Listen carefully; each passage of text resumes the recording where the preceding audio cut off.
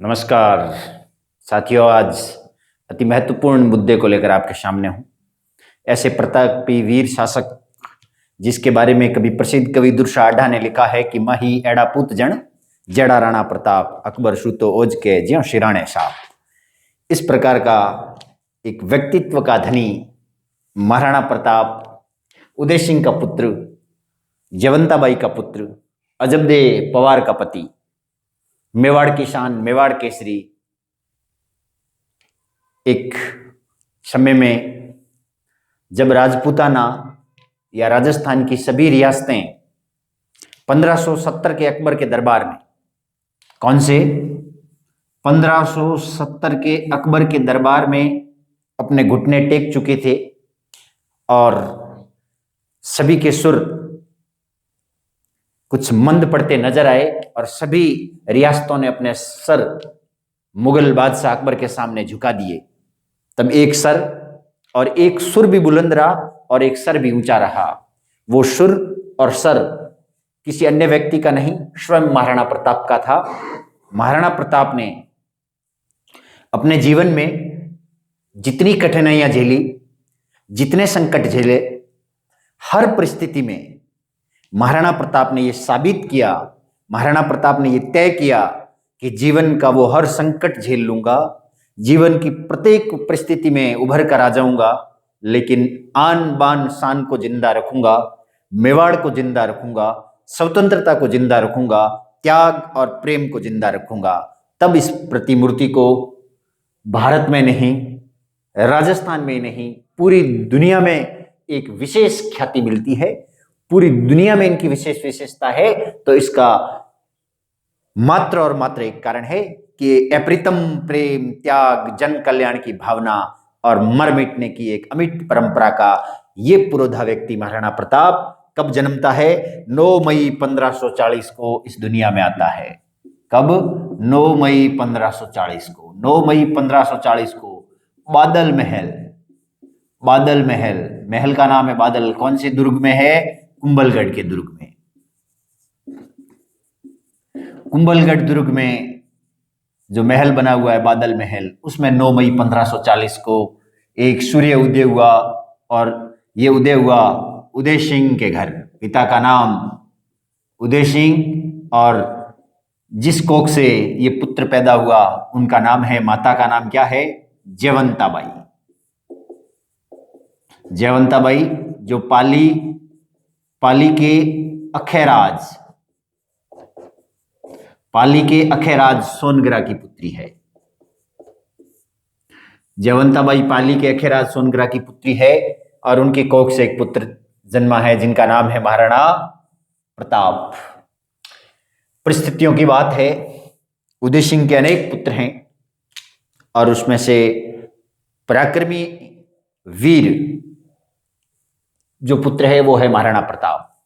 तो महाराणा प्रताप ने अपनी क्षमताओं को, अपने अंदर जाग रहे स्वाभिमान को पूर्ण रूप से राजस्थान में स्थापित किया और 1570 का जब नागौर दरबार लगा तो सभी रियासतों ने सर झुका लिए, लेकिन मेवाड़ की ओर से कोई जवाब नहीं आया।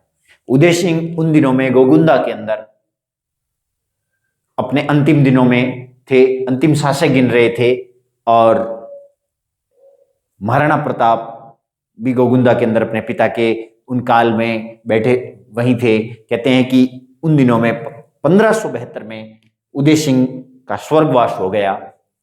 जब उदय सिंह का स्वर्गवास हो गया, कहते हैं कि इनकी सबसे छोटी रानी थी और इनके छोटी रानी का नाम था धीरबाई, धीर कंवर, जो जैसलमेर भाटियों की राजकुमारी, भाटी राजकुमारी थी, भटियाणी थी, जैसलमेर की राजकुमारी। कहते हैं वो अति प्रिय थी उदय सिंह को और उन्हीं के कहने पर उदय सिंह ने शासक बना दिया जगमाल को। किसको बनाया? जगमाल सिंह। जगमाल सिंह महाराणा राणा बन गए। जगमाल सिंह, जगमाल सिंह क्या बन गए? राणा बन गए। लेकिन जितने भी दरबारी थे, टुंडावत, शक्तावत और अन्य रियासतों के प्रमुख बड़ी रियासतों के जैसे शादरी के बिजोलिया के जितने भी सामंत, ठाकुर, राव, सरदार थे, सबकी दृष्टि में शासक बनने के योग्य और बड़े पुत्र के रूप में एक ही व्यक्ति स्थापित था, निश्चित रूप से स्थापित था। लेकिन अंतिम दिनों में उदय सिंह की इच्छा देखते हुए, स्वयं राणा की अपने रानी की इच्छा के अनुसार इच्छा देखते हुए विरोध नहीं किया गया। लेकिन एक बात तय हो चुकी थी कि जैसे उदय सिंह चाहे शुरुआत में जगमाल को शासक बनाए तो उनकी इच्छा अवश्य पूरी करेंगे, लेकिन जैसे ही उदय सिंह की डेथ हुई, जगमाल कुछ समय के लिए शासक जरूर रहे, लेकिन राव और सरदारों ने जगमाल को तख्त से हटा दिया और महाराणा प्रताप को 28 फरवरी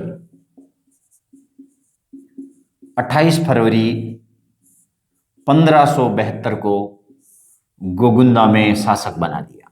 कहां पर? गोगुंदा में। ये पहला राज तिलक, गोगुंदा में उनको शासक बनाया और फिर इनको लेकर गए 1 मार्च को उदयपुर और वहां पर इनका दूसरा राज तिलक हो गया। तो ये मुख्य रूप से शासक बने होली वाले दिन, होली थी उस दिन 1 मार्च को, और 28 फरवरी को गोगुंदा में इनका पहला राज तिलक किया गया। दोनों ही, ये 28 फरवरी वाला प्रश्न खूब बार परीक्षाओं में आया है, तो इस पर गौर फरमाएं। और तख्त पे बैठ गया 1572 में 1 मार्च को मुख्य रूप से तख्त पे बैठ गया राणा प्रताप। कौन बैठ गया? 28 फरवरी को। जब राणा प्रताप तख्त पे बैठ गए तो अकबर ने उदय सिंह के उस काल में ज्यादा ध्यान नहीं दिया और अधिकतर सलाहकारों ने यही सलाह दी कि मेवाड़ संक्रमण काल से गुजर रहा है, वहां के राणा की तबीयत अच्छी नहीं है, इसलिए अन्य राजपूत रियासतों के कहने पर अकबर ने उस संकट काल में कोई आक्रमण नहीं किया है। लेकिन जैसे ही महाराणा प्रताप शासक बने तो उनको कहा गया कि आप जाइए और भेजिए अब अपने अपने संबंधों को और बताइए जाके कि किस प्रकार से महाराणा प्रताप हमारी अधीनता स्वीकार करेंगे, कैसे हमारी अधीनता स्वीकार करेंगे, उसके विषय में जाके बताइए उनको। तो कई लोग गए होंगे, लेकिन महाराणा प्रताप बात मानने वाले नहीं थे। लेकिन इस बीच महाराणा प्रताप ने कई उपाधियां दी जाती है महाराणा प्रताप को। उन्हें मेवाड़ केसरी कहा जाता है। क्या कहा जाता है? मेवाड़ केसरी। इन्हें मेवाड़ी रक्षक कहा जाता है। इनको नीले घोड़े का अश्वार कहा जाता है।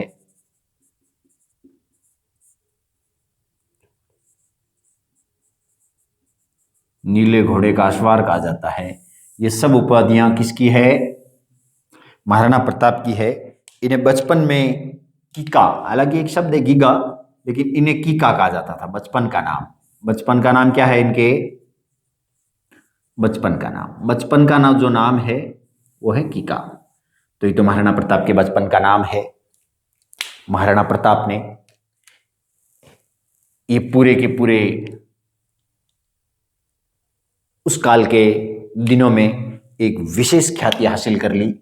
कुछ ही समय में महाराणा प्रताप आसपास के राज्यों पे धावा बोलने की योजना बनाई और ऐसा कार्य करने लगे। उस काल तक महाराणा प्रताप के पास क्या हुआ? महाराणा प्रताप के घोड़े का नाम तो आपने बहुत सुना होगा, चेतक, और एक घोड़े का नाम था एटक।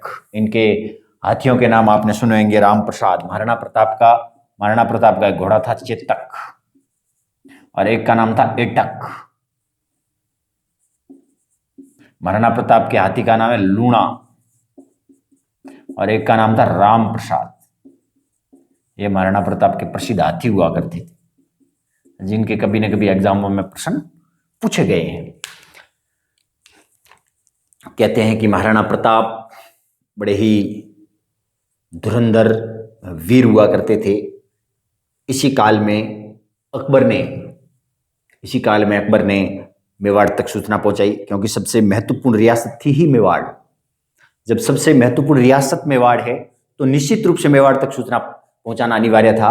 और कहते हैं कि सबसे पहले नवंबर 1572 में, कब?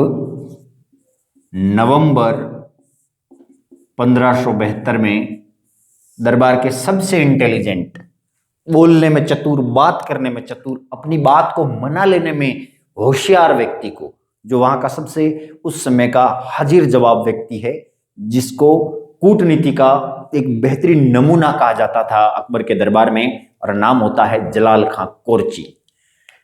नवंबर 1572 में अकबर ने पहला प्रतिनिधिमंडल या शिष्टमंडल जिसे आप बोल सकते हो, कैसा मंडल, शिष्टमंडल, या फिर ऐसा मंडल जो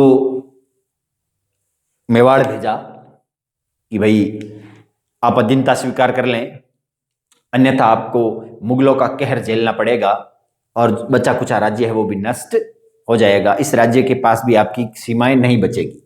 तो पहला शिष्टमंडल भेजा गया, और पहला शिष्टमंडल गया किसके नेतृत्व में, जलाल खां कोरची। पहला शिष्टमंडल गया जलाल खां कोरची के नेतृत्व में, लेकिन किसी ने तो ठान लिया था कि आन बान शान ये कभी नहीं मिटने वाली है, यैन कैन प्रकारेण हम समझौता नहीं करेंगे, हमें समझौता नहीं करना है और हम किसी भी कीमत पर समझौता नहीं करेंगे। इस बात को जलाल खान ने कई तरीके से समझाया कि आप राजपूताना के सर्वश्रेष्ठ रियासत के मालिक हैं, आप अगर मुगल दरबार की अधीनता स्वीकार करते हैं तो आपके सामने ये जो सुविधाएं आप संकट झेल रहे हैं, छोटी सी जगह उदयपुर गोगुंदा के मध्य बैठे हैं, आप एक विशिष्ट जगह पर बैठेंगे, दिल्ली के उन मखमली पलंगों पे आपको जगह दी जाएगी और आपका राजपूताने के जितने भी राजपूत सरदार हैं उनके प्रमुख सरदार आप रहेंगे। लेकिन महाराणा ने कहा कि मुझे ये सब नहीं चाहिए, मुझे ये कुछ भी नहीं चाहिए, मुझे चाहिए स्वतंत्रता, और मैं किसी भी कीमत पर मुगलों की अधीनता स्वीकार नहीं करूंगा, हमें युद्ध स्वीकार है, हम युद्ध कर सकते हैं। तो जलाल खां कोरची जवाब सुना और अकबर को समझाया कि वहां पर कोई प्रतिनिधि मंडल भेजने की आवश्यकता नहीं है, क्योंकि वहां पर महाराणा ठान चुके हैं कि वो समझौता नहीं करेंगे। तो अकबर ने एक दूसरा प्रयोग भी किया, और दूसरा प्रयोग उसने दूसरा जो व्यक्ति भेजा वो है मानसिंह कच्छावा। मानसिंह कच्छावा को भेजा, कहां पर भेजा, ये दूसरा प्रतिनिधि मंडल है। मानसिंह कच्छावा को भेजा अकबर के दरबार में। अकबर के दरबार से प्रतिनिधि मंडल के रूप में दूसरी बार गए मानसिंह कच्छावा। राजपूत होने के नाते उनको लग रहा था कि इनके द्वारा समझौता निश्चित रूप से करवाया जाएगा। देखिए, समझौता की बात तो हम तय नहीं मान रहे थे, लेकिन फिर भी प्रयास किया गया। मानसिंह का वहां पूर्ण रूप से अपमान हुआ। राणा स्वयं ने उनके साथ खाना भी नहीं खाया, अमर सिंह को भेजा। इसलिए मानसिंह अपमान को धारण करके विषधर नाग की भांति अकबर के दरबार में जाकर मांग करने लगे कि मुझे एक विशाल सेना दीजिए और मैं महाराणा प्रताप पर आक्रमण करूंगा और उससे नेस्त नाबूद करके आपके सामने उनका सर सुपुर्द कर दूंगा। तो अकबर, थोड़ी उस समय उदारता आ चुकी थी उस अकबर में, तो अकबर ने कहा नहीं, ऐसा नहीं करेंगे। और अकबर ने तीसरी बार मानसिंह के पिताजी भगवत दास को भेजा। भगवत दास, ये तीसरे व्यक्ति है, भगवत दास को भेजा। ये महाराणा प्रताप के पिताजी हैं भगवत दास कच्छावा। कौन है? भगवत दास कच्छावा। लेकिन महाराणा प्रताप ने इनकी भी बात नहीं मानी। चौथी बार उस काल का राजस्व का सबसे बड़ा अधिकारी कह सकता हूं, एक प्रधानमंत्री के रूप में, एक प्रशासनिक इंटेलिजेंसी जिसे आप बोल सकते हो, प्रशासनिक सूझबूझ वाला व्यक्ति अकबर ने अंतिम प्रयोग किया, अंतिम प्रयास किया कि 3 प्रयास कर चुका हूं, राजपूताने में सभी रियासतें मेरे अधीन हो चुकी हैं, सभी ने अधीनता स्वीकार कर ली, एकमात्र मेवाड़ से युद्ध ना किया जाए तो जन और धन दोनों की हानि नहीं होगी, और राजपूताना युद्ध करने से राजपूताने के जो 2, 4, 5, 10 रियासतें हैं वो भी हमारे विरुद्ध हो सकती है। तो कूटनीतिक सूझबूझ के अनुरूप चौथा व्यक्ति भेजा गया, और उस व्यक्ति को हम कहते हैं टोडरमल। अकबर के दरबार से एक व्यक्ति गया, टोडरमल। कौन गया? टोडरमल। लेकिन प्रश्न पूछे जाते रहे हैं, किस प्रकार से प्रश्न पूछे जाते रहे हैं? पहला कौन गया था? जलाल खां। तो ध्यान रखना एक बात का, पहला व्यक्ति है जलाल खां। तो जलाल खां गया, मानसिंह गया, भगवत दास, टोडरमल, ये चारों व्यक्ति अलग अलग समय गए हैं, और क्रम पूछा जाता रहा है, पहले कौन गया, दूसरा कौन गया, तीसरा कौन गया, चौथा कौन गया, टोटल। तो आपको ये चारों क्रम के अनुरूप याद रखने हैं, चारों क्रम के अनुसार याद रखने हैं। ध्यान रहे ये महत्वपूर्ण चारों व्यक्ति है जो महाराणा प्रताप को मनाने के लिए गए, असफल होकर लौट आए। कोई भी फैसला नहीं हुआ, कोई भी प्रकार का परिणाम नहीं निकला, और जब परिणाम नहीं निकलेगा तो होगा क्या? निश्चित रूप से कुछ न कुछ गड़बड़ होगा, और उस गड़बड़ का कारण क्या होगा? एक युद्ध होगा। भाई जब समझौते नहीं हो रहे हैं तो निश्चित रूप से अधीनता स्वीकार करवाने के लिए अकबर प्रयास करेगा, और अकबर जब प्रयास करेगा तो एक महत्वपूर्ण युद्ध होगा, और उस युद्ध का नाम क्या है? हल्दी घाटी। कौन सा? हल्दी घाटी का युद्ध। युद्ध से क्या होगा? आप तो जानते हैं कि युद्ध से लाडू तो बढ़ने नहीं है, युद्ध होगा तो कुछ मरेंगे कुछ जिंदा रहेंगे। तो आप गौर करना, हल्दी घाटी के इस युद्ध के कारण महाराणा प्रताप को, महाराणा को कर्नल टॉड क्या कहता है? इस युद्ध के कारण कर्नल टॉड महाराणा को लियोनाइडस की उपाधि देता है। लियोनाइडस की उपाधि प्रदान करता है। लियोनाइडस कौन है? यूनान का एक महत्वपूर्ण शासक है जो एथेंस से आता है, स्पार्टा से आता है, जिसने 300 योद्धाओं से पूरी अरब सेना को रोक दिया था, वो है लियोनाइडस। तो टॉड और लियोनाइडस की उपाधि देता है किसको? महाराणा प्रताप को। और इस हल्दी घाटी के युद्ध को या इस मैदान को वो कहता है थर्मोपली। क्या कहता है? थर्मोपली। कौन? Tod, colonel James Tod. Maharana को लियोनाइडस कहता है, युद्ध भूमि को थर्मोपली कहता है, क्योंकि लियोनाइडस ने भी पहाड़ों के संकरे रास्ते के मध्य युद्ध को चुना। हल्दी घाटी युद्ध कोई सामान्य युद्ध तो है नहीं, इस युद्ध की प्रक्रिया बड़ी लंबी चलेगी, और इस युद्ध से हर बार प्रत्येक एग्जाम में, राजस्थान का कोई भी एग्जाम हो उसमें से युद्ध से प्रश्न आता है, तो सबसे अधिक संभावना बनती है हल्दी घाटी के युद्ध की। और हम हल्दी घाटी के युद्ध को विस्तार से, समझ के साथ, स्पेशली तरीके से पढ़ेंगे कुछ ही पलों में। जय हिंद, जय भारत।